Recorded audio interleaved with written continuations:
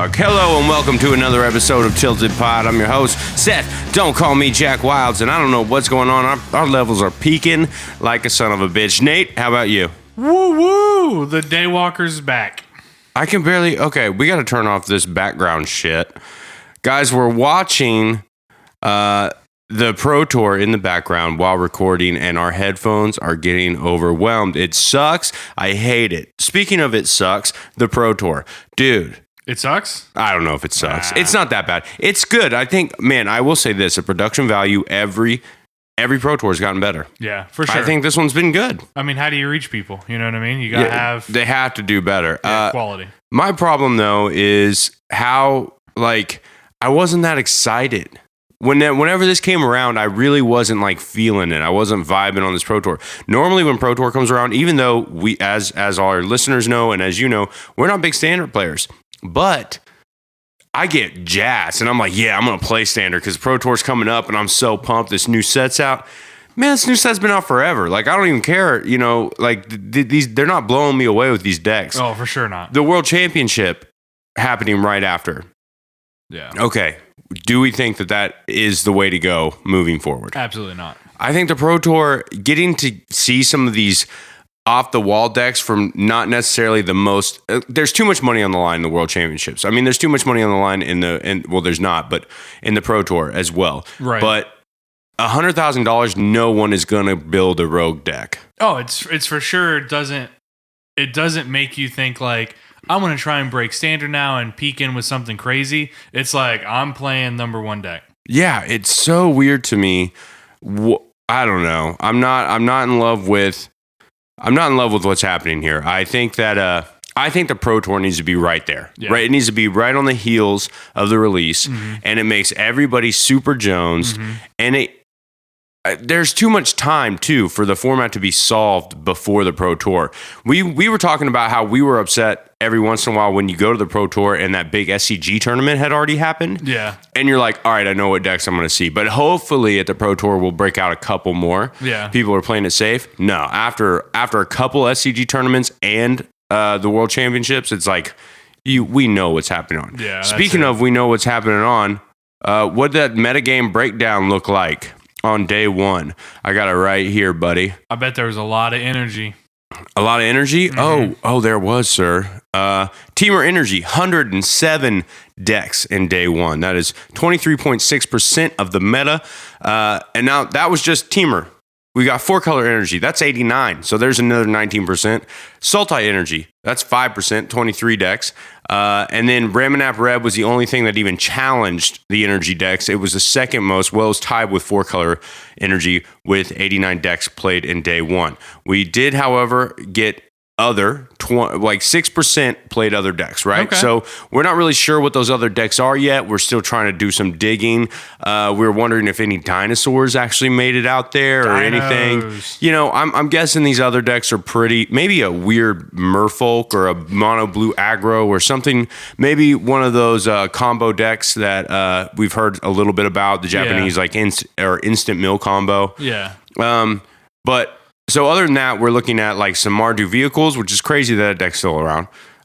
Blue-white approach, we've seen that. I mean, Approach of the Second Sun seemed like a fun card. It seems like a card you'd love to play. Oh yeah. Mono-white vampires. Now this deck seems kind of cool to me. There's been some notable players on this mono-white vampires list. It's a mono-white Oketcher's Monument deck. Is what it is. And who else played this? There's been a couple of people playing this that I think are notable players, but I don't know. What do you think about a mono white vampire deck? I think it's great. Listen, I think you can get this deck I think the last time I looked, you can get it for about $100 cash, $60 online. It has a lot of cool cards in it that I just think that I would like to play with. Of course, it's running I think the 4 Metallic Mimics and definitely the 4 Legion's Landings, stuff like that. I just think it's a fun deck that you can really blast all your stuff out there real quick, get a Catcher's Monument out there, and then maybe land an Angel of Invention and just start winning. And I think that's cool. So, do you think that this Legion's Landing is the real deal do you think that these flip cards are extra strong or cool? Do you think there's any way that this card could make it into modern. It's a 1 mana card. You know, you're creating a 1/1 white vampire token with lifelink. That's cool. And then when you attack and you get to flip it, you got ramp and a constant token maker. The only reason I would say that this could possibly make it in is just because it's 1 mana.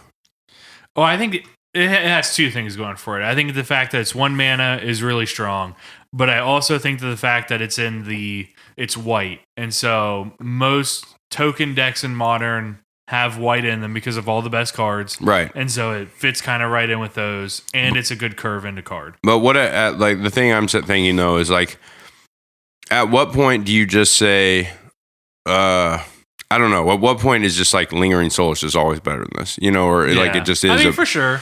So I don't know, or like when in decks where you're trying to fit in that token making, like maybe there is just a straight up mono white token deck in Modern that will be more, or a tokens deck in Modern that could take advantage of this card. We haven't seen it yet. But I also think that the fact that it's a land you can pump mana into is really good. Things you can pump mana into always seem to generally do well in Modern, just on turns where you don't have anything to do. Right. Yeah, I mean, I think it's a cool deck.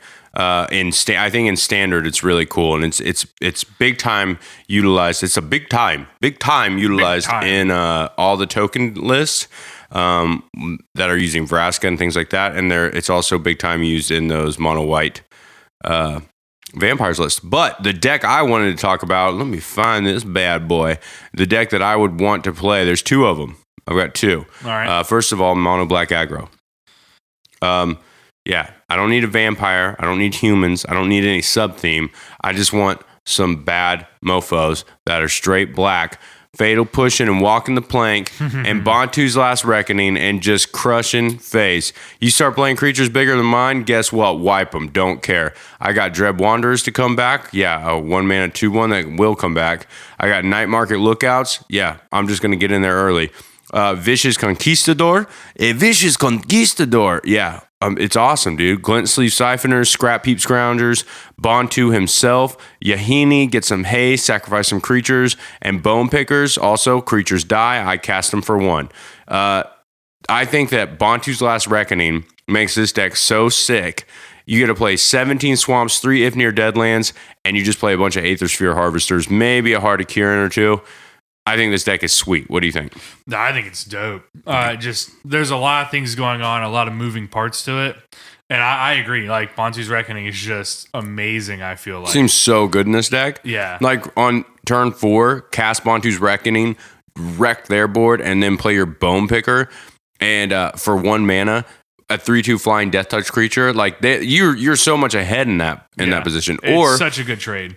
Or before you cast your Bantu, take your Yahini, start sacrificing all your other creatures to pump him, you know, and then swing with them and then wipe the board. Yeah. I don't know. I think a deck like this really shows the power of Fatal Push, though.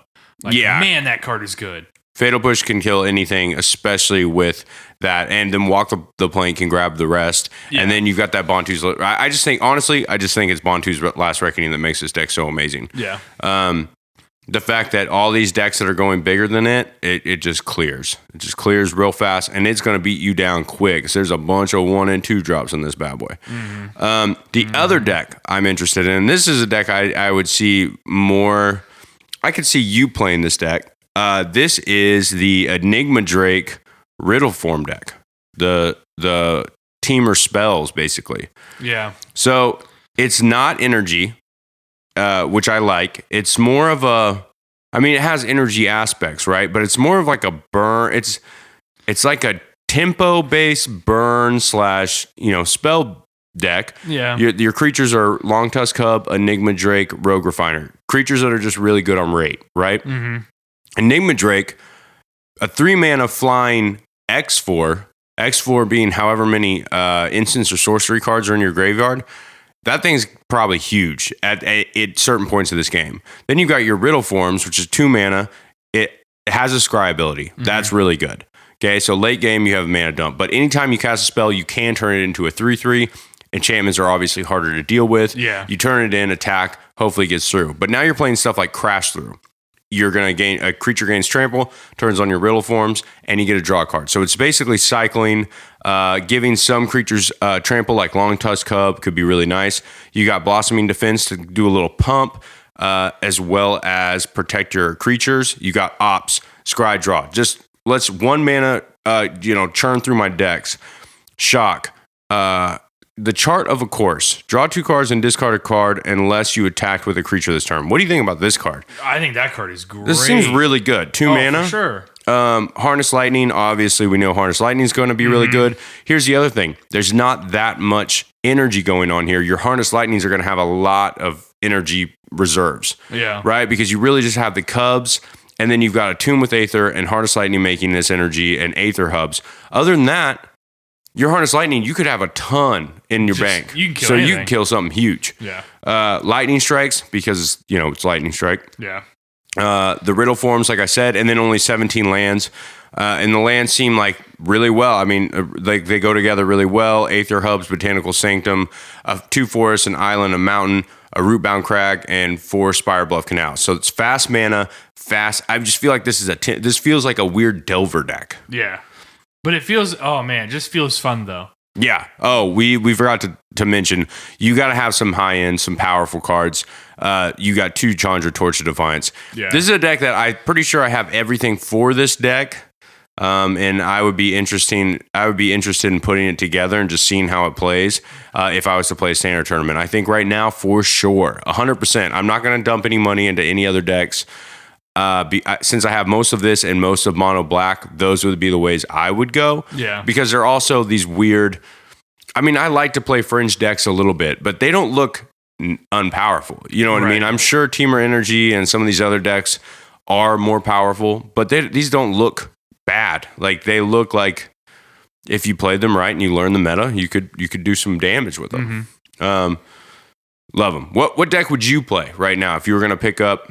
Well, I know what deck you are playing, but do you think you'd stick with it, or out of our list that we kind of seen now? To me, I kind of was going to peg you for like a 4-color tokens guy because of the 4 planeswalkers. Yeah. I don't know, just the fact that you like those. It's either probably the 4-color planeswalker deck, or Sultai Energy seems really good too. Like, that seems fun if I was going to invest in Scarab God. I know right now Scarab God's going for like $70. Up to $100, something gross. But I think that deck probably is my favorite in standard. I just don't want to shell out and get everything for it, especially just because we don't really play standard around here too much. I think Dinosaurs is going to be fun, though. I think Dinosaurs, you have so you've built Dinosaurs. And the thing is with Dinosaurs is I think that you have a good base for the future. Yeah. There's no way that Dinosaurs won't I mean, I guess there is a way, let's knock on wood, but it seems like it's going to be impossible for creatures that good on such nice rates to be bad. As soon as they print a little bit more. Right now, I think it's 2 in the box. So you have to get every dinosaur and they all like kind of work together, and it's like they mapped out a clear deck for you. Yeah. Basically, you can't really lineate, like get away from that. Spots. Yeah, and that's about it. Yeah. And so pretty soon you're going to have options to make. There's going to be better options. It's going to be probably less about this is all dinosaurs. It'll be more like this is a deck that focuses on dinosaurs, but we don't even have to call it that. Just dinosaurs are efficient creatures. It'll be like Jund. Yeah. But your creatures will be these really powerful dinosaurs, like Ripjaw Raptor. I'm surprised there isn't more of a Jund thing right now. Regisaur Alpha. Like, just the 2 of them alone is like, okay, now build a Jund deck around it. Well, let's plan it out. So we got the spoilers from the championships, the store championship promos. We know what those are. I think that was their way of trying to buff up the 2 weaker decks in standard right now, MERFOLK and Dinosaurs. The decks that just showed up. Yeah. And so Silvergill Adept is amazing. Obviously. It's going to be really good. And the reprint is nice. I don't think it was a very expensive card, but just having a new art. It was kind of expensive for Was it going up? Yeah. Oh, yeah. Oh, I have to check that out. I'm sure the prices drop now because it'll be it's both the promo art for Championship Store Series, and it'll be an uncommon in the new set, so the price is probably dropped. But then that other dinosaur, the Elder Dinosaur, which is a 12/12 trample, it's got cost reduction. It has cost reduction. We know that cost reduction is usually broken. Yeah, let's look at cards like Treasure Cruise and Dig Through Time and dumb stuff like that. Anything with cost reduction, it's always been a problem. Whenever they print a card with cost reduction, we know that it is going. People are going to complain about it being overpowered. Yeah. Now this one does have a very specific cost reduction. That's Why don't true. you tell us what that is? It's the power on the battlefield. Reduces the cost of Is the it power on the battlefield completely, or is it power on the battlefield based on dinosaurs? I think it's dinosaurs. No, it might just be power. If it's just power, that makes it even better. Let's double check that. What is it called again? Oh man. We'll figure this out in 1 second, listeners. We have it. It is called the Galta Primal Hunter. And so text on it says Galta Primal Hunter costs X less to cast, where X is the total power of creatures you control. Man, awesome. That seems Let me tell you my map out. All right. Turn 1, we're playing a land. Turn 2, we're playing Man Acceleration Drover. So it's going to turn into a 3/3 because on turn 4, we're going to play Ripjaw. On turn 5, we're going to play Regisaur. So let's say they've taken care of something. They've killed the Ripjaw, right? Because that's probably the card you want to kill. So now with the Regisaur Alpha, we have a 4/4 and a 3/3 and another 3/3. I have 6 power on the battlefield. I'm paying 2 green for a 12/12 Trampler with haste on turn 6. Yeah, it's kind of crazy. Like it just, and that's perfect world. Draws have to be good, but your Fatal Push is never killing this. Never ever, unless you just. The fact that you can do this on turn 6, you could even do it turn 5. You could do it turn 5 with a Mana Dork, right? Yeah, with the Drover, it has to be the Drover. It has to be the Drover that gets +2/+2. Yeah, when you control a dinosaur. So so you go turn 1 land, turn 2 Drover, turn 3. What's the 4-drop? Ripjaw Raptor. Ripjaw Raptor. Turn 4 is Regisaur Alpha. Turn 4 Regisaur Alpha with the extra dinosaur, and now you're looking at 1, 2, 3, 4, 5, 6, 10 plus the Alpha, and that's even if they kill one of your creatures. You're still going to get this down on. Yeah, turn 5. Oh, it's for sure going down on turn 5 because it's still going to be maybe like 5 mana. Even on turn 5, you play another small creature that adds to your power on the battlefield. This card is only kind of crap if you draw it late game after a board wipe. But late game after a board wipe, hopefully you still have I doubt you have 12 mana, but you have something. Yeah, because you could honestly go board wipe turn 6 Carnage Tyrant, turn 7 Galta. Yo, let's think about this. I wish that Emrakul is still around in Standard because this dude kind of bangs toe to toe with Emrakul. Yeah. How dope would it be to see this fight in your head, like Spaghetti Monster, like coming after it, and then just this thing coming out of nowhere, just ripping it out, ripping its legs off and its little tentacles. Now it loses, for sure. But give this thing a little pump. It'd be a hell of a fight. It's crashing. Yeah. I would love to see this thing eat a Spaghetti Monster. Yeah. I would love to see this thing just eat a big plate of spaghetti too. I think that would be pretty funny because it's got the little tiny arms. You can't reach it can't really. So we just got to face down and slurp them up. Yeah. Yeah.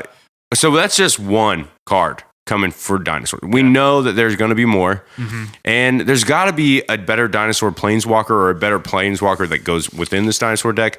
I don't know if I like this Houty. They missed on both of them, I feel like. On both the planeswalkers? Yeah, they're just too expensive. But Vraska's seeing a play as a 4 of in this token stack. Well, it's very specific of what she does. Yeah, she's definitely not a card that you're like, oh, that's going to port over to, modern anytime soon. Right. So we don't really pay attention to her. But let us talk about modern. And since Silvergale Adept is coming out, and since we're primarily a modern podcast, as well as Legacy, we're going to try to talk a little bit more Legacy when those events happen and we have one to talk about. But Silvergale Adept's being printed. All these green Merfolk are being printed. I think blue-green Merfolk is a sick, sweet modern deck. Did you play against it? I did play against it. How'd you do last night? It went to game 3. Yeah. And then I lost on not getting the 4th land. And what were you playing? I was on Red White Gideon. You didn't lose to not getting 4th plan. We can't say that. We can't say we got. Yeah, you got mana screwed. In my hand, I was holding 2 Anger the Gods, 2 Wrath the Gods, and Well, those cost 3. The Angers do. Oh yeah, the Angers do, but I was trapped on the double white and a red. See, bad deck building. Bad deck building right there. No, that's a problem. And I mean, Gideon. I'm still Nate is playing this red white Gideon Blood Moon deck. I'm Gideon trying to get Tribal off Blood of Moon. it. It's like an addiction. He's looking to get off of it, but I still think we have some disagreements personally how the deck is constructed, but I also haven't played the deck as much as you. So I kind of concede to you that you know what you're talking about. I think there's a whole lot of Gideons in there, and it seems like it's very expensive. And to be completely honest, I don't think that 3-mana Gideon is like as badass as we thought. Is. Is it? Yeah, it totally is. I just feel like that you could play only a 3 of it instead of a 4 of. Oh yeah, put me against Death Shadow all day. I mean, yeah. When you're putting down one big threat and a 3-mana Planeswalker is just saying nope, and you have to kill it to get off the battlefield. Well, Death Shadow is definitely on the down tick. Yeah, for sure. Oh, I did pick it up the other day though and played it different. Instead of trying to go all to the wall, like kill myself, I just was like, I'm going to be conservative with my life in Death Shadow. Obviously, you can't be that conservative because you have Thoughtseize and you have. But I was like, I'm not going to fit. I'm going to play very slowly and precisely.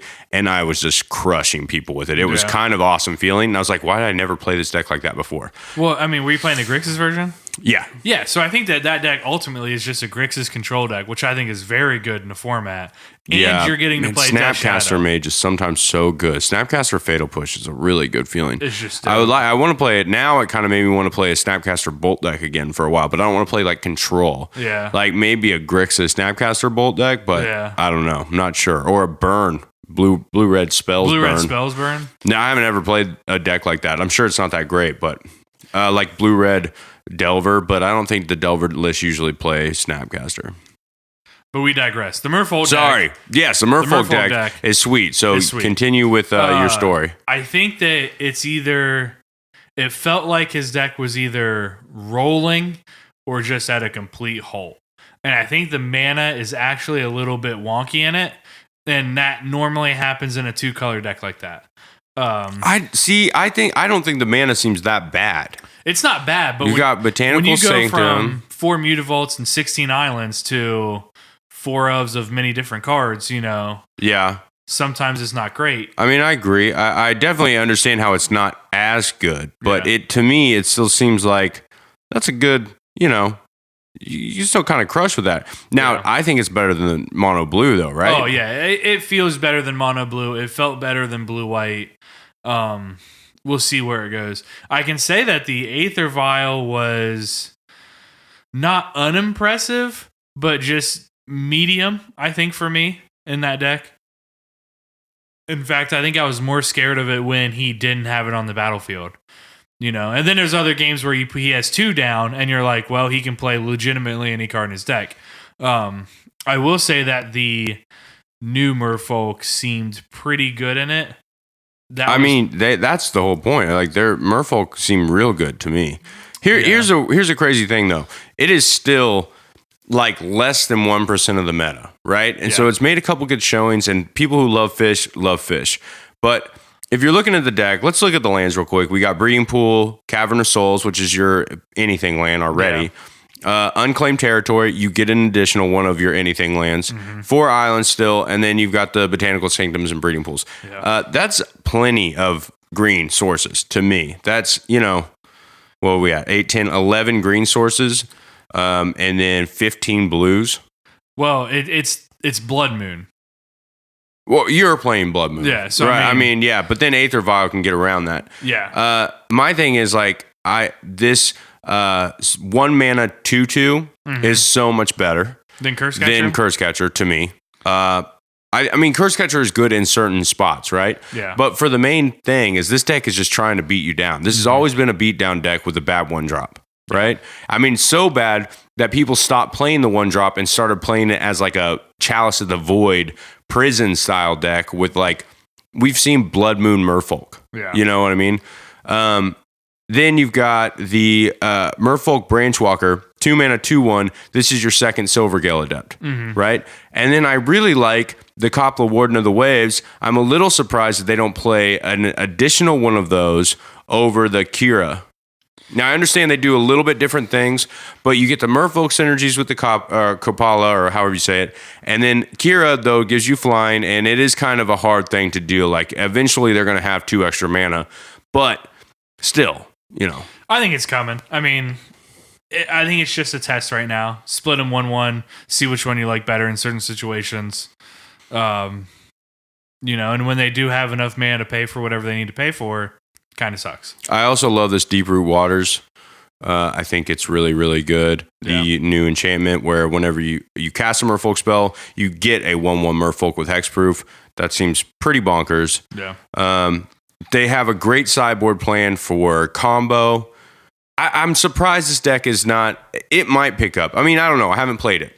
But as a beatdown deck, I played one last night that everyone's talking about and is soon going to be hated out, or it's going to be kind of the go-to beatdown deck, and that's going to be 5-color humans. Yeah. Now, listeners, you remember when I tried playing the collected company version of this deck, right? I took it to Shark. I mean, it was 5-color total, but it just it was a basis of like 3. It was basically Bant humans, splash black, and then splash red in your sideboard.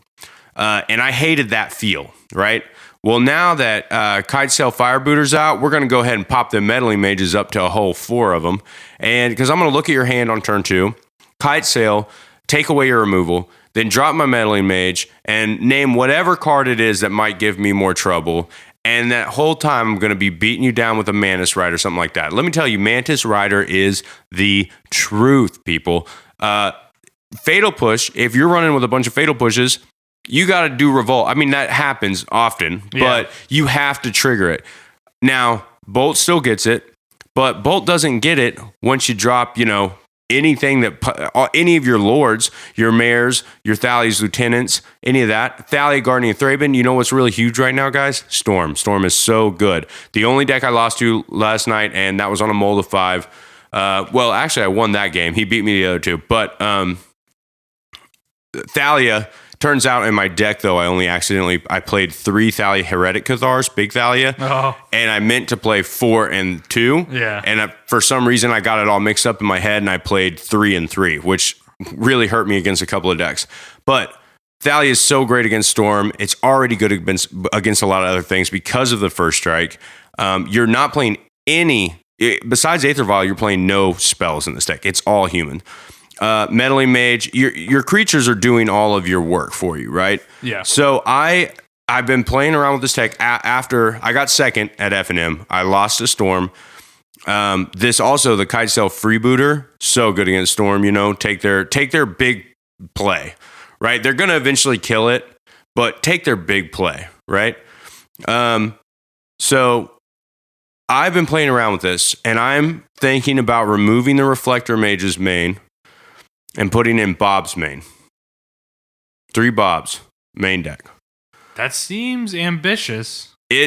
Because how cheap this deck is, right? How efficient this deck is. You're only playing 20 lands, and you're unloading. I mean, you want to unload. You want to keep playing cards.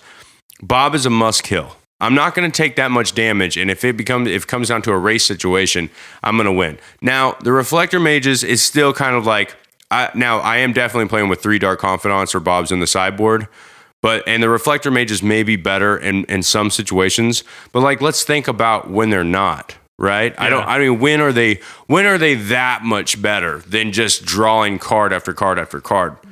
I need that card advantage because I don't have any once this is over. The the Horizon Canopies are like my only card draw, and they're sick. For sure. Definitely good. But I really need that good opening hand to put a lot of pressure on you and maybe stop some of your big plays with the Meddling Mage or Kitesail Firebooter and then just try to beat you down. I don't know. What do you think about this deck? Man, I feel like it's hard to play, honestly. I mean, there's such a variety of hands you could have with all these small creatures, and I feel like none of them are very good, but then the deck just kills you. So there's... Yeah, it's really weird. I mean, you're playing a bunch of things that you wouldn't expect it to be as good as it is. Yeah. I will say this, just hands that go Noble Hierarch, got to be one of the best cards in Magic. I think at this point, just one of the best cards. Noble Hierarch into your Mantis Rider and swing for 4 on turn 2 in the air, Vigilance, Haste, still block whatever they're trying to do. Can't be Fatal Push at that time unless they've, pop one off. And if they kill my Mantis Rider, okay. Right. Then I still have my bird. I still have my Noble Hierarch. Yeah. And then I'm dropping like Meddling Mage Thalia's Lieutenant next turn, or Thalia, or Reflector Mage. Or no, it doesn't matter what I drop. It's just, it hits so quick. Now there's those hands where you open up and you got double Champion of the Parish. Yeah. And you got a Noble Hierarch too. It's just like Champion, Noble, Champion, and you're swinging for 4 again on turn 2. Yeah. And then you're just developing this board that's so big. My thing is, like, all these creatures are almost must kills at certain points. Mm-hmm. That's why I think Bob might be good, because he's a must kill too, because he's going to start ripping through my deck. I'm going to get a lot of advantage. I don't know, guys. I really like the deck. If you played it or played against it, please tweet at us and let us know what you think about it, what you think about both of these builds. Ancient Ziggurat, Cavern of Souls, and the Unclaimed Territory really make this deck the mana base pretty simple. Now, I seem to always choose decks that are really bad against Nate's Blood Moon deck, and that's probably why he continues to think Blood Moon is good. Probably, yeah. But I try to beat him with decks that his deck should really beat to help him realize it's time to change. So, speaking of changing, where are you going to change and go to in this next Modern tournaments that we're going to be playing? Oh, man. I don't know yet. It's really hard. I'm thinking about trying to build Sultai, like a version of Sultai. It's got to be out there. Todd Stevens just wrote a great article on Star City, and it just made me think, like, that deck seems good. I just don't know why it's not. And it might be that it's a 4-color deck. That might be just what it is. Maybe 4-color. Yeah, maybe the white's too good to leave out for the sideboard. Like, maybe that's it. I see what you're saying. You know what I mean? Like, maybe it's 2 Temple Gardens in there just for your sideboard cards. Rest in Peace is so good. Leyline is so good. Stony Silence is so good. Like, all of these great white cards that come out of the side. But I think the main board can be a Sultai control deck. You're playing great cards like Snapcaster Mage, Abrupt Decay, Tarmogoyf, like really great cards. Thoughtseize, Inquisition. So why can't we make it work? So that's gonna be what I'm trying to do. I know that I was on it for a minute there, trying to build a toolbox deck. I don't think that deck's very good. I think that it gets stopped too easily, and then sometimes you get kind of stuck playing. I also don't think you stuck with that one long enough. That's probably true. You kept trying to play games with not really an optimized build, yeah. and then you would get frustrated and you kind of drop that one. Just be like, well, fuck that deck. Yeah, it was hard. That deck was interesting, but I think like a Sultai control is more in my alley. But I think that if I was going to win, it would probably be Storm. I'd probably play Storm or Burn. Just seem really good. Storm seems real good. It's real good, guys. Yeah. All right. Well, that's our Modern talk for the week. We're going to take a quick break, though, and come back with a little legacy results from Washington. And we'll also maybe play a game. Play a little game.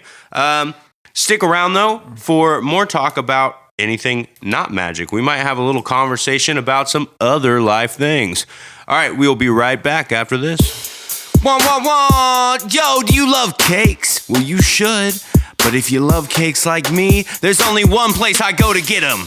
And that's Bitten by Lindsay. These are gourmet pastries and cakes to sink your teeth into. I'm talking chocolate, I'm talking yellow, I'm talking fancy as can fancy be. You want a side-by-side marble for your next party? Then go to Bitten by Lindsay today at Facebook or bittenbylindsay.weebly.com and have a good, sweet day. And we're back. Yeah, Tilted Pod took a little break. Yeah, thanks for those messages from our sponsors as well. But check this out, man. What's up, dude? It's Washington. It's DC. It's the home of bureaucrats. Preach it, brother. And we're going to play the old school format, not actually old school. We're going to be playing Legacy, the good school. You mean vintage? So, what up? We had this awesome set come out. Not a set come out, but we had this awesome tournament. I'm not even sure the number of players. I wish I knew, but I think they did pretty well for a Legacy event. DC's usually got a popular Legacy scene or the area. You're talking your mass. You're talking your old colony stuff. So, let's just go over the deck list. Deck list. Esper Deathblade in first place, piloted by John Goss. We're going to talk about Esper Deathblade because it's been a long time since this deck has done well. Yeah. Like this is a deck that used to be an old go-to. This is probably one of the most powerful decks in Legacy for a long time. And then it just disappeared, right? Yeah. It was just not as powerful as Blue-Red Delver. It wasn't. Miracles was the better control deck. Let's look at what we have here. We've got Baleful Strix. Yeah. Deathrite Shaman. That's kind of the Deathblade part of it. Yep. Snapcaster Mage, I love the fun of Snapcaster Mage in Legacy. It's so great. 4 Stone Forges, because we got to find our Batterskulls and our Jits. 4 True Name Nemesis, because we got to equip that mofo and smash people's face. And then 2 of what might be just the most, awesome card right now in Legacy, or Leovold, Emissary of Trest. We got 1 Planeswalker. This used to play quite a few more. Just the 1 Jace. Doesn't matter. We're going to find it. 21 lands seems a little high in Legacy, but it's not because you're going to really need them. And there's Wastelands out there. Speaking of Wastelands, this 21 land base runs 2 of them. So it's basically 2 spells. 3 Underground Seas, 2 Tundras, 1 Trop, 1 Scrubland, 1 Savannah. Very expensive land base. Only 1 basic island. That's a little... It's crazy. It's crazy. I mean, you can't with the number of colors you're running. Yeah. And obviously you have to run a lot of fetches because you want your Deathrite Shamans to be able to produce that mana so you can play these 3 drops on turn 2. We've got the Batterskull and Jit combo, 3 Ponders, 4 Thoughtseize. Now that's what I think is making this deck pretty good too. Thoughtseize in Legacy is underplayed, I think. Thoughtseize in Legacy is super powerful because you're taking more powerful cards. What do you think? I agree, 100%. I mean, people play him. People play Cabal Therapy, but they don't like Thoughtseize is usually like a 2 of maybe, and they just kind of splash it in. It's so good though. Let me ask you this: what's worse? Like if you were sitting down across from your opponent goes fetch land into Deathrite Shaman or fetch land into Thoughtseize. What do you feel worse about? I mean, usually the Thoughtseize because it's just like, dang, that changed my plan. But I play a lot of decks where Deathrite Shaman is really painful. Yeah. So, but I mean, it's kind of a hard decision, though. You know what I mean? Like, it's a very hard decision. Both of them. Because you want to take that Thoughtseize, but turn 2 Thoughtseize, I kind of like let them draw once. So turn 2 Thoughtseize, take away their setup play. Yeah. So speaking of, we also have 4 Thoughtseizes, 4 Force Wills, 4 Brainstorms, and 4 Swords to Plowshare is the greatest removal spell of all time. This deck looks fucking bonkers to me. Excuse me for cursing. This deck just looks like this looks like if you could play this in Modern, Nate, this would be your ultimate all-time favorite deck. Yeah, for sure. It's got control. It's got a little aggro. It can turn the clock. Their sideboard, they've got 2 Mentally Mages, a Sylvan Library, 2 Flusterstorms, 3 Surgicals, 3 Zealous, that's a crazy number, 1 more Leovold, 2 Council of Judgment, because we got to get rid of our opponent's True Name Nemesis, and 1 Sword of Fire and Ice. I don't know if I just said that. But what do you think about this deck, man? I think it looks really fun. I mean, Leovold just seems so good right now in Legacy. Leovold is good. Yeah, it really just hoses your opponent on a lot of the things that they want to do. They have to remove it to even keep going on the card draw, which means you get a draw. Like, it's got a lot going on.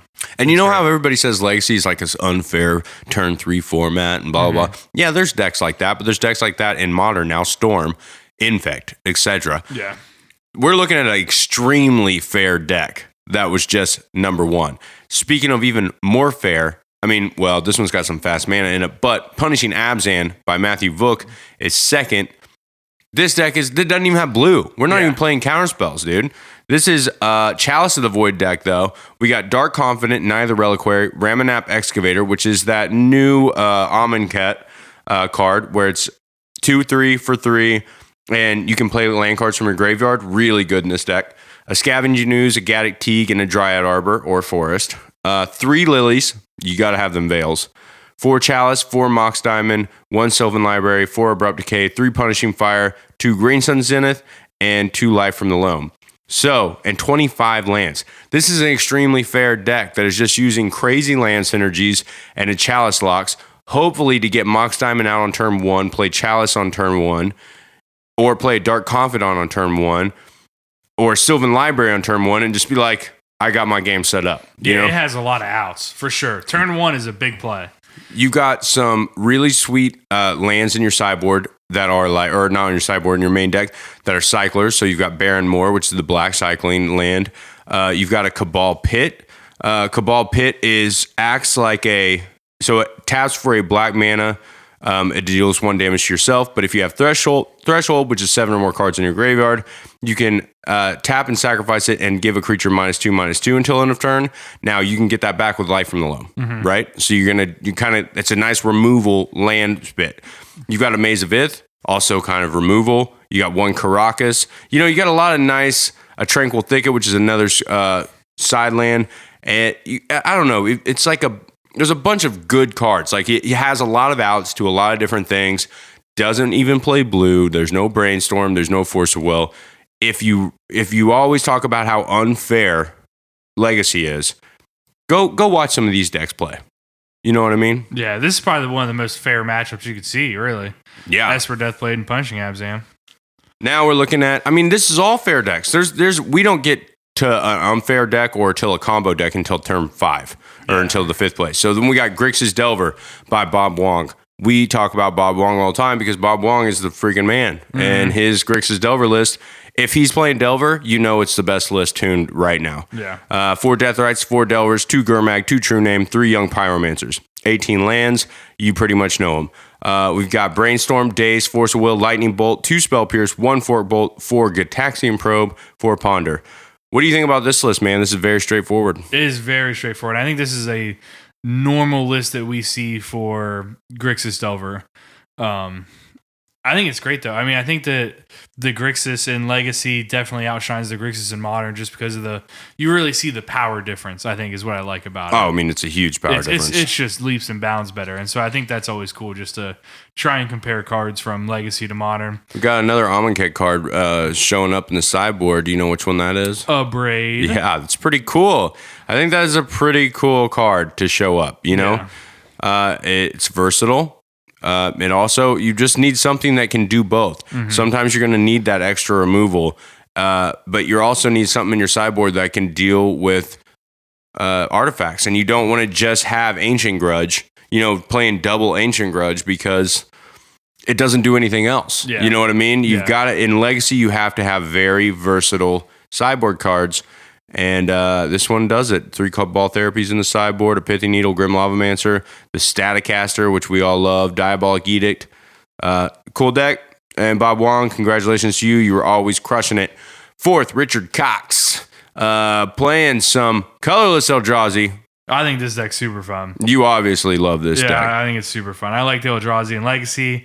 I know that I watched you play this for a while when you were on it, and it just always seems like you can really kick it off into a high gear very fast. My best finishes have always been with either Eldrazi or Temur Delver, and Eldrazi's probably the number 1. Yeah. It's powerful. Yeah. Oh, for sure. When you're dropping 2 Mimics in a turn 3, Reality Smasher, it's just kind of like, wow, that was gross. Yeah, that's just game, but pretty much. Yeah. They're playing some cool cards, though. They're playing 2 Walking Ballistas. Yeah. Why? Because we have so many soul lands, dude. Yeah. We're playing, obviously, Endless One and Endbringer and Eldrazi Mimic. Those are kind of the differences between the two. 4 Chalice of the Voids, 2 Dismembers, 2 Jits.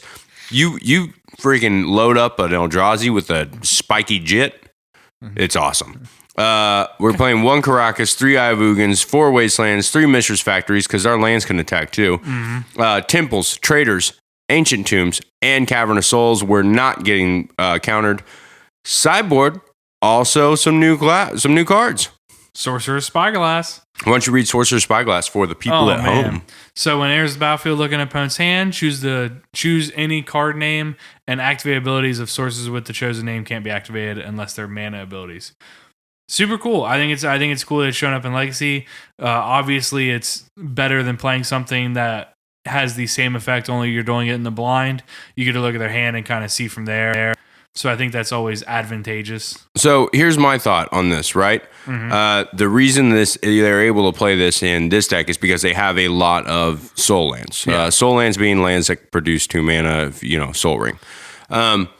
So otherwise, Pithy Needle would just be better, right? But also, Pithy Needle, which they've had to play in the past, costs 1 mana. And this is a Chalice of the Void deck, and we don't need that, right? I just think the information you get, being able to like check out their hand with a Thought Knot Seer, check out their hand on turn 1 with a Sorcerer's Spyglass, maybe lock them out of lands, because this one can hit lands. Yeah. Maybe lock them out of whatever they're going to do, that Jace in their hand, that anything. Or they say Stoneforge, grab that Batterskull. And I know they have it already, but now I get to look at it. I know it's in there. Yeah. I just think this is actually pretty cool. The other thing they've got in this, they've got 4 Leyline of the Voids, 4 Thorn of Amethyst, 2 Ratchet Bombs, 2 Warping Whales, and 1 Awless Dust. Love this deck. I would play it all the time if I could. It's a great deck. Yeah. 5th, why don't you talk about... You've been pretty into this. Watching Caleb Schur play Storm in anything is just a lot of fun to do. He's so efficient, and he's always entertaining to watch because he sees the lines way before I can, for sure. And so he's on Storm, and so I can only imagine that it would be just as fun to watch him. I didn't get to see any of this.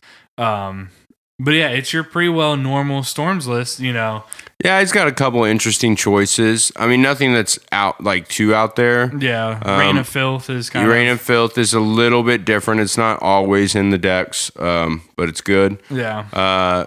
He's got the 1 of Dark Petition as well. I think that's becoming a lot more popular. Yeah, it's just awesome. It's 1 of Past and Flame, 1 of Ad Nauseum. He just has the cards that he's like, okay, 1 of Tendrils, 1 of Empty the Warrens. He knows when he's going off, he's going to go off and win. Yeah. There's no retry, Yeah. He's going to get it. Only 14 lands. The sideboard, interesting card in the sideboard, 3 Fatal Pushes. That card has just been so clutch in so many formats now. Yeah, that's not a card, though. Like, normally they don't really go to that. They don't go for a little bit of removal. But I think that's a great card to have in your sideboard. Your extra Cabal Therapy, some Chain of Vapors, Defense Grid, Chrome Mox for that extra speed, and some Hercules Recalls. In 6th place, my deck, my dude, Ryan Lesko. I'm so happy to see Temur Delver starting to make its way back up amongst the greats. It's always been this Grixis for a long time, but I like playing with Stifle, guys. This is straight Temur Delver. Like, this is old school Temur Delver, too. We got 4 Stifles, 1 Chain Lightning, 1 Preordained, 4 Ponders, some Bolts, some Spell Stairs, some Spell Pierces, some Force of Will, some Dazes, some Brainstorms, and a Dismember. 3 Tarmogoyfs, 4 Nimble Mongoose, and that's how you know it is, and 4 Delver's Secrets with only 18 lands. What are your feelings on this deck, and where it's positioned, or how it could come back, or? I think that Stifle seems like a very hard card to play with. It's extremely hard to play with. So that's probably why you like the deck. I think there's a lot of blue in this, which I like. Obviously, for Force of Will, you have to have a little bit. I think the creature base is great. Nimble Mongoose. Playing more Nimble Mongoose than Tarmogoyfs is always funny to me, but, Yeah, it used to be 4 Tarmogoyfs as well, but they've just been cutting them down. I think Fatal Push has just really taken Tarmogoyf down a notch. And, and as well as all the Delve things going on. Yeah, and then Delver of Secrets, always a clutch card. Make sure you get your from the vault transformation delvers Yeah, I'm excited to see what those look like. while they're hot. So my favorite thing about decks like this is like this deck is a mana denial, resource denial deck while being extremely efficient with things like Delver and Nimble Mongoose that you can't kill, and they're going to try to get by or they're going to kill your stuff, but you're going to daze the shit out of them, spell pierce them, spell snare them, stifle their lands, wasteland their other lands. Your goal is to end the whole game with maybe 3 permanents on the field between all of you. Like that is, you're winning with Temur Delver or Rug Delver, as I still like to call it, whenever there's like no permanents on the board. Oh, yeah. And it's so tight. So in your sideboard, you have things like Winter Orb, 2 mana. As long as Winter Orb is untapped, players can't untap more than 1 land during their untap steps. Yeah, my deck can run completely on 1 land. Almost. I mean, I got Seal of Fire to add a little diversity, some Ancient Grudge, Flusterstorm, Surgical Extraction, Spell Pierce, Pyroblast, your typical things. But this is a mana denial deck, and Stifle's a hard card to play with, but if you play with it right, it is disgusting. Yeah. Binge in 7th place, we got another Grixis Delver deck. We're not really gonna go over this one, but congratulations to Benjamin. It's pretty much the same. Actually, the deck's not even coming up for me. Is it coming up for you? Mm-hmm. It is? All right, well, is there any difference? No, not really. I mean, this is pretty well the same. Pretty well the same. Yeah. You know, you've seen Grixis Delver a lot. It's probably one of the most popular decks. But in 8th place, we do have an interesting deck. You White Control. Yeah. Go ahead and rattle this deck list off for us. Man, it's a little rough. So as your normal you White Control deck, 3 Snapcaster Mages and 3 Jason Mind Sculptors, and then we're going all spells.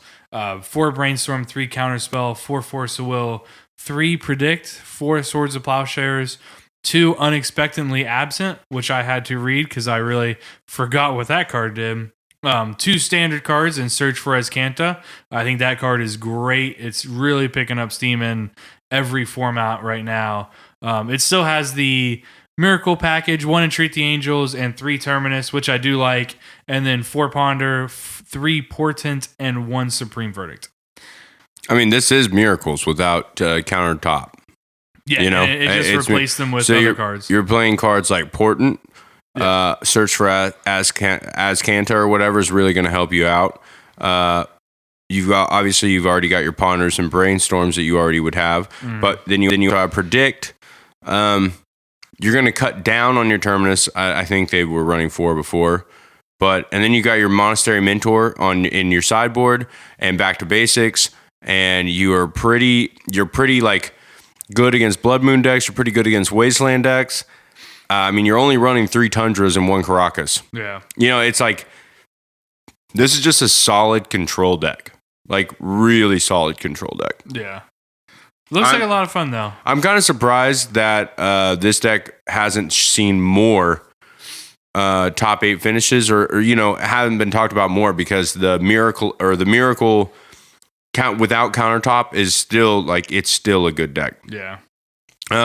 Just some mentions. We've got a Metalworker in 16th place, Death and Taxes in 15th with Dirkzo. Who's some good? Todd Stevens with Punishing Abzan got 12th. We got Jody Keith, the man, the myth, the legend, the Lands player. I mean, he's just one of the Lands players. It's really good, but he was playing Lands. He got 10th, so just shy of that top 8 finish. I want to talk about his choices. Not a lot different here, right? 35 lands, 25 spells. He's playing 1 Molten Vortex main. I like it. I like doing that. He's got a Crucible of the Worlds on the side, and Trinosphere, the Drops of Honey, and then that Ancient Tomb and Caracas. It's pretty much the deck that he's been talking about for a long time. Pretty sweet. Let's see. Any other cool decks in this top? Netherlands in 18th. A bunch of Grixis Delver. You don't see Reanimator or Elves until 22nd and 23rd. Yeah. I find that a little bit interesting. Well, I think Elves is just positioned poorly right now. They really need something that's going to break it out again to really be a top tier deck, I think. And I'm not saying that Elves can't just pick up and win any tournament right now, because it totally could. Oh, definitely can. Yeah, but I feel like sometimes it is a little mismatched right now. Yeah, it's weird, you know. Jim Davis, Black Red Reanimator in 24th. That deck I played against it a few times, and I'll tell you that deck is just scary good sometimes. It's just really hard to beat every once in a while. In 26th place with William Lowe, who played with the Turbo Depths deck. I've been waiting to see this deck do better. You know, it's fast combo, it's got interaction, but it's just knock out a Vampire Hexmage and a Urborg, or not Urborg, I'm sorry, Dark Depths, and just get you a Merit Lage real quick. I like this deck. I am surprised it's not doing a little better. Jadine Clomparens was also playing Teamer Delver. I do think that she's on a no. She's on pretty much the same build. I thought there was somebody playing Hootie Mandrills whenever I was checking this out, and then the only one I've seen, which is crazy to me, is one copy of Sneak and Show. This is surprising. I think that. All the way down in 32nd, too. Yeah, and it's a weird list. Did you look at the list? It's the 3 of list, right? No, it's actually a little bit, no. It is kind of the 3 of list, but it's not the full-on 3 of list that I like a little bit more. But, you know, Kozilek's Return, making its name. You know, it's a Blood Moon deck. I don't know, I honestly felt like this deck would be, this deck is still so powerful, you know? It's weird that it's not doing a little bit better. And I'm sure that he wasn't playing 3 Emrakul's Evangel in there as well. Well, all right, that wraps up the Open. We're gonna mention the Classic real quick though, because there's an interesting also for those people who want to get into Legacy, and they're like, oh, it's way too expensive. Well, guess what? First place in the Classic was Burn. Yeah. Let's talk about what's in this deck. Goblin Guide, Grim Lavamancer, Monastery Swiftspear, Eidolon of the Great Revel, Fire Blast, which is you're going to have to get, but that's a cheat. It's like a common. Lightning Bolt, Price of Progress, also an uncommon now from Eternal Masters. Searing Blaze, Chain Lightning, uncommon from Eternal Masters. Lava Spike, Rift Bolt. 11 Mountains and some fetches. Yep. The deck doesn't cost very much. And the cool thing is you build a Burn in Modern, you pretty much have the whole thing in Legacy, minus some uncommons. Yeah, and you get to play with way better cards. Yeah. Some weird cards that you will want to get, Pyrostatic Pillar, that one might, but that's a sideboard card. Sulfuric Vortex, also not going to be hard to find.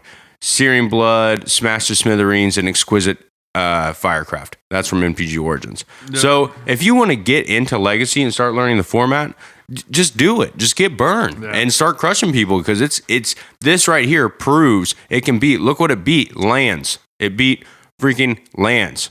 You know, I mean, it has a pretty good matchup against Lands. But what I'm saying is, I mean, Lands is like, now that's an expensive deck, right? Yeah. So Lands made second. Punishing Abzan, also a very expensive deck. Crushed it. Metalworker. This is another deck that you can kind of get into for not too much. It is more expensive than probably Eldrazi. Just because you've got some weirder cards, you got to play Mox Diamond, or like a couple other things that get kind of pricey. Colorless Eldrazi in 5th. This is a deck that is not out of the world. You know, it's not. If you played Eldrazi in Modern, you got to get City of Traders. You know, and you got to get Wastelands, but Wastelands are down to $25. Yeah, and you can easily trade for them. But other than that, you kind of have the deck. Let's see what Infect, 7th place. This deck it gets a little expensive. It can be expensive. Berserks have gone down a ton though, considerably. But the first 4-color control deck we see now. This is the Leovold 4-color check pile deck, right? And it got 6th place in. Now I thought this was like the deck that was taking over because of the 3 call against command main. With the Snapcasters, but this is the closest to like a Death Shadow deck. Like this looks like what a Death Shadow deck in Legacy or in Modern kind of looks like to me, you know? Oh no, there's a Sultai Death Shadow here sneaking around somewhere. In the Classic? Yeah, I think it got 16th. Oh, it did. Yeah, we've seen this deck for a while, or we've seen this deck recently. Yeah. This is basically a Sultai Delver, but they're playing Death Shadow. So here's another deck you could play because you're playing Watery Graves. You're only playing one Underground Sea. Is that the only duel? Yeah, it's the only duel on the deck. Only duel on the deck. One Underground Sea. You probably don't even need to have it to play. No, you could play this without it. You're playing Thoughtseize, Gitaxian Probe, Stifle, Force of Will. Stifle is not expensive. Force of Will has gone down quite a bit. It's still going to be, I would say right now, that is if you don't get the Underground Sea, Force of Will is like the only pricey card, and it's one that you can get relatively easy after the reprint. Yep. Yeah, man, go out and play some Legacy, guys. I implore you to go out and mock up a deck. Have you and your friends build up a deck. Don't even buy the cards yet. Just play some games and really, it's really fun format. It's really fun format. Have fun with it. But I think that's going to wrap up our show now. I got to go out on a high note. We talked about some great stuff. We did. But stick around stick around on our channel. Like, subscribe, comment if you would. We have some cards going out to... Give me a little drum roll, Nate. Bah! Never mind, it's taking me too long. Oh, that drum roll is not going to be that long. That was not a great drum roll. That's too much. Tilted Pod and Epic Fail. Epic fail from Tilted Pod. Let's see here. We got at Vegan Toad. We're sending you some cards, buddy. I promise. He won a little bit of a competition talking with us and just honestly being an all-around nice guy that supports the pod. Yeah. If you want to be an all-around nice guy or gal who supports the pod, trust me, we will send you packs. Yeah. You will get stuff. And we'll have shirts. Eventually, Nate's been working on shirts. Yeah. So we're going to have that. And if you like, subscribe, and comment, and you send us a picture of it, we'll send you a shirt. Hell yeah. All right. Stick around till next week or check out our Just Gaming podcast coming up later. Love ya.